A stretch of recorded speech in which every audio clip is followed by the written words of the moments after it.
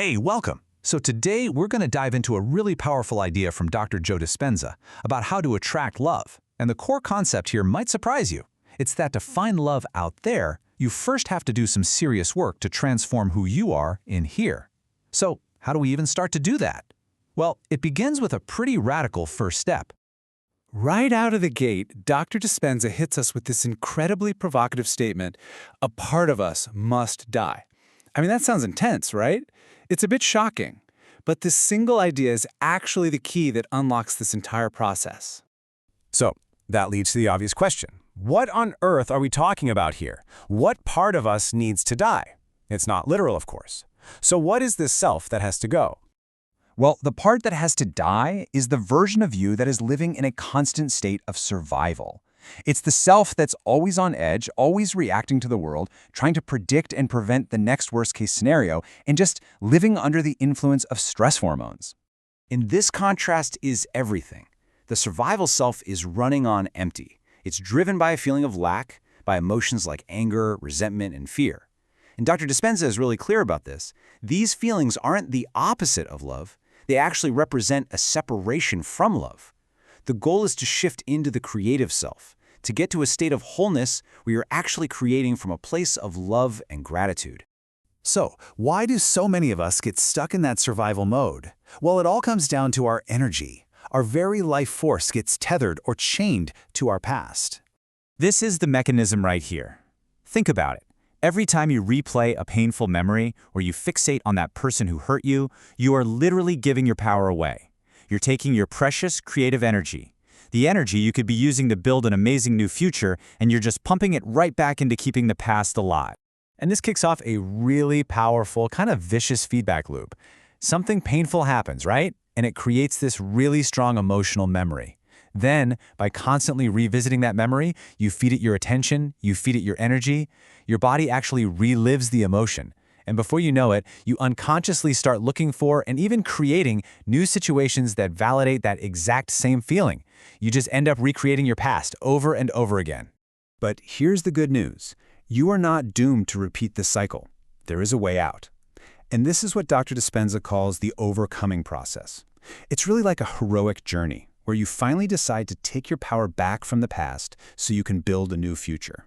So here's the game plan. When that old feeling comes up, that resentment, that anger, that sadness, you don't run from it. You actually sit with it, and you ask yourself a simple question. Is this feeling loving to me? And the answer, of course, is always no. From there, you start the work. You consciously settle your body down, you lower the volume on that emotion until it no longer has a hold on you. What you're doing is literally reconditioning your body to a new mind. And you know what's so beautiful about this? Forgiveness isn't something you have to force. You don't have to strain and try to forgive. It's just the natural result of this process. When you successfully pull your energy back from that person or that event, the memory might still be there, but the emotional charge is gone. And when the charge is gone, the story's over. This is such a powerful insight. When you hold on to resentment, you're essentially withholding love. But who does that really punish? It doesn't hurt the other person. It just keeps you trapped in your own pain. By taking your energy back, you stop withholding that love, and the pain just dissolves. Okay, so you've done the hard work. You've reclaimed your energy from the past. Now what? Well, this is where the fun part starts. This is where you begin to actively create your future, and there's a really clear and powerful mechanism for how this works.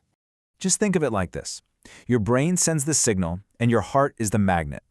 When you have a really clear, focused intention for the love you want, that's your coherent brain sending a powerful electrical signal out into the quantum field. But to actually draw that experience to you, you need the magnet. And that's your open, coherent heart, feeling an elevated emotion like pure love or gratitude.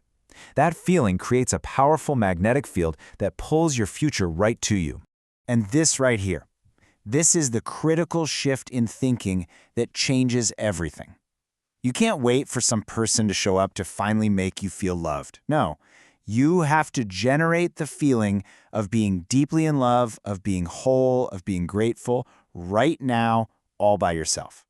You have to embody the emotion of your future before it manifests, because that feeling is the very thing that draws the experience to you. So this entire journey, all of this inner work, leads you to a state of being that is just so incredibly powerful. And ironically, It's the most attractive state you could possibly be in. It's the state of wholeness.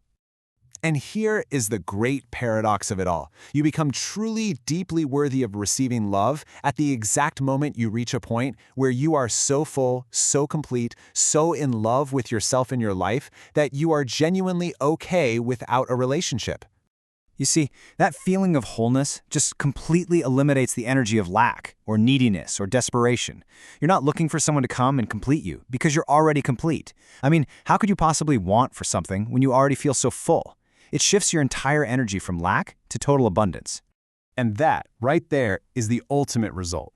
When you do the work to make yourself happy, when you fall so in love with your own life that you become this radiant source of joy, you naturally become a magnet for other people who have done the same work. You attract a conscious partner not because you need them, but simply because you resonate at the same high frequency. So we end with the one question that Dr. Dispenza suggests you can use as a daily mantra. In any situation, when you're faced with a choice or when you feel yourself slipping back into those old, familiar patterns, just stop and ask yourself this one simple but profound question. What would love do?